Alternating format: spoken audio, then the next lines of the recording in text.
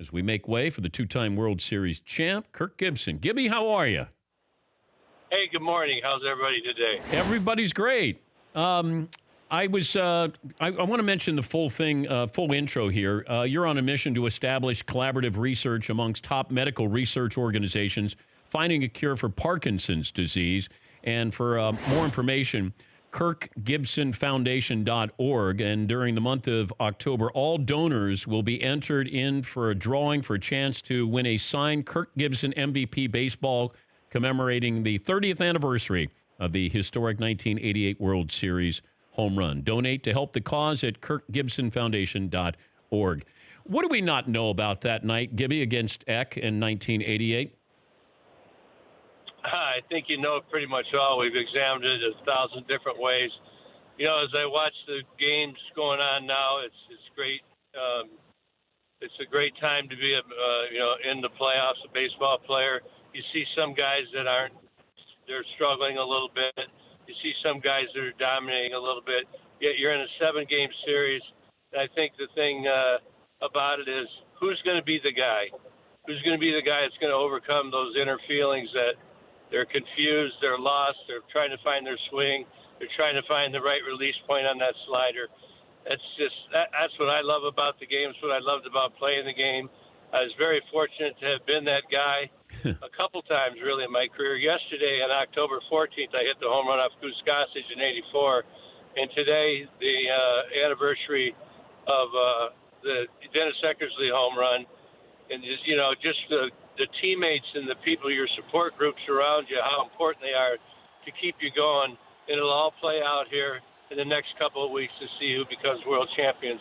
I hit the home run, but let's not discount what my teammates did after I hit the home run. They say it. You can say maybe.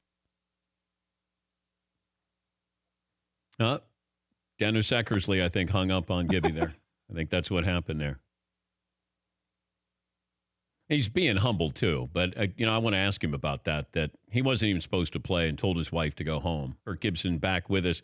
I was reading some stuff on this, Gibby, that Orel Hershiser was telling Sosha that you were going to pinch hit and you were trying to underneath the tunnel or you were trying to take some swings in the cage. Is that how that played out? Yeah, I was taking swings under the cage. Orel knew because he was there rubbernecking, and Sosha was in the game. Actually, he made one of the outs in the 9th inning. So, but then he also told me not to embarrass myself. So hopefully I didn't. Okay, you got the count to 3-2, and then you knew what was coming. Why? Well, Mel Didier, one of our advanced scouts, had told the whole team and me personally, if we got to 3-2 count, that Dennis Eckersley would throw a 3-2 backdoor slider to a left-handed hitter. And be honest with you, I couldn't handle the fastball.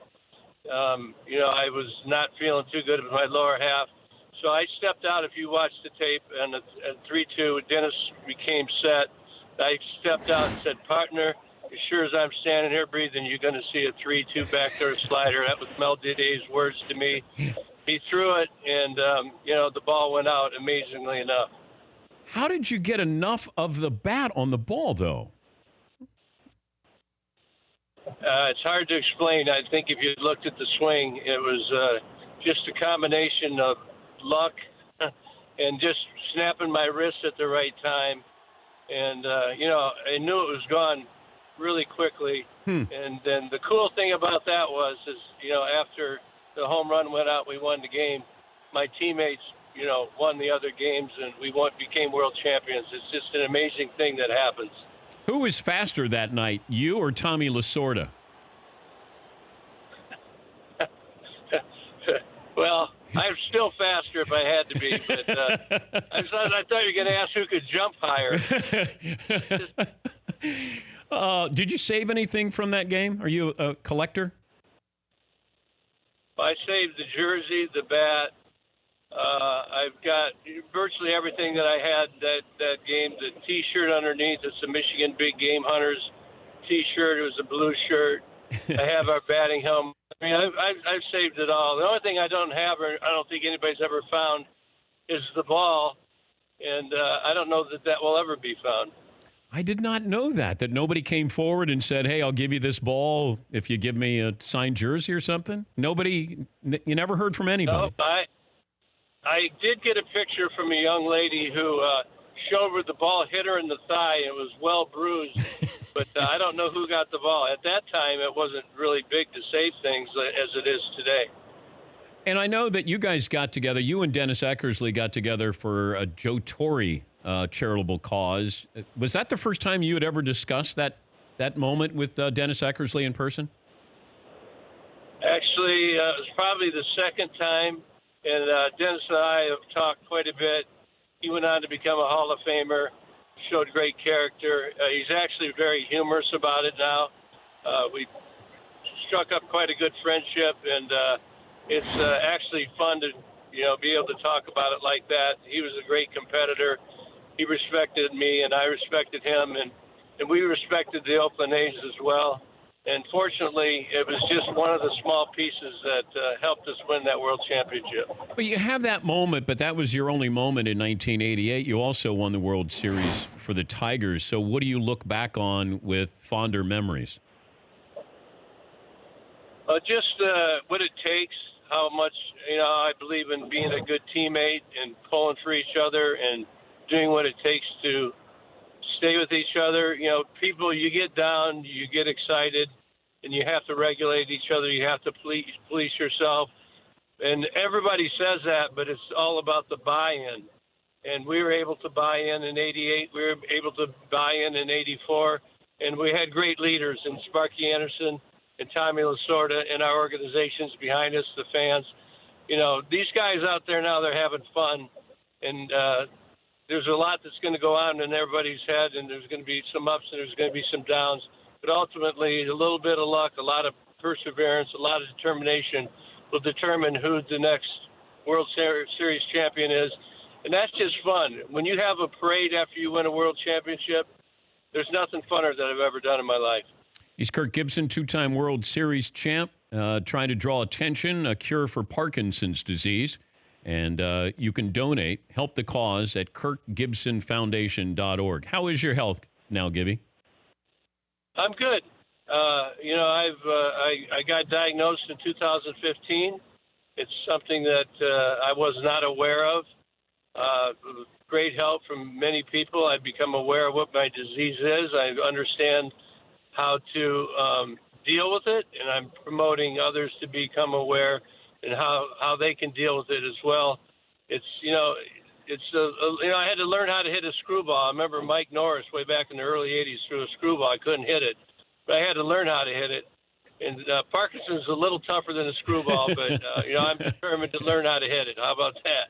Did you played baseball with it felt like a football mentality. I know you played football a little bit at Michigan State. Did you ever wonder what could have been if you'd stuck with football?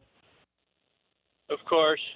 I do know that I probably wouldn't have lasted long because I really enjoyed contact so much in football. I remember when I got out of football and was playing baseball initially, I'd see guys run out of bounds. I said, man, go for that extra 5 yards. And I couldn't really understand it, but years later, it all makes sense. I was a kind of like run them over guy or outrun them guy.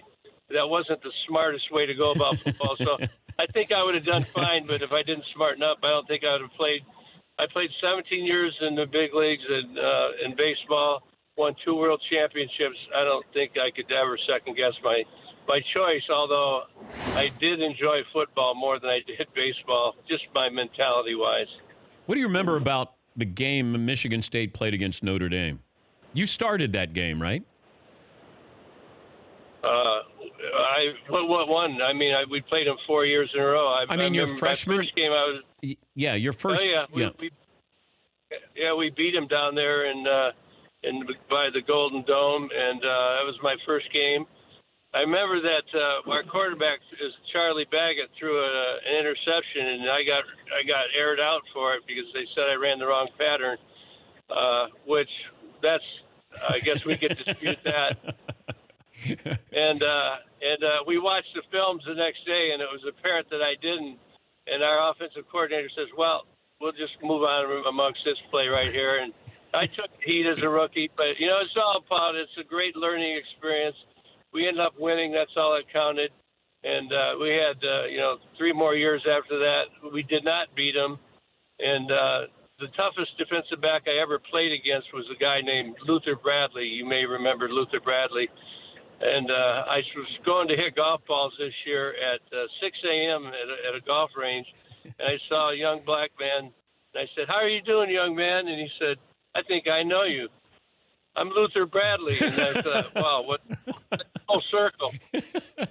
But I said, "You were pretty tough." He said, "You weren't bad yourself." So, that's all we got is memories now.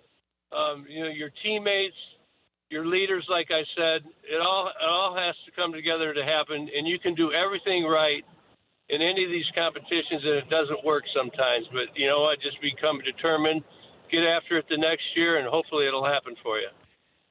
Gibby, good to talk to you. Good luck in your pursuit, a cure for Parkinson's disease. For more information on that, you can win a signed Kirk Gibson MVP baseball commemorating the 30th anniversary of that historic 1988 World Series home run. Donate to help the cause, KirkGibsonFoundation.org. Thank you, Gibby.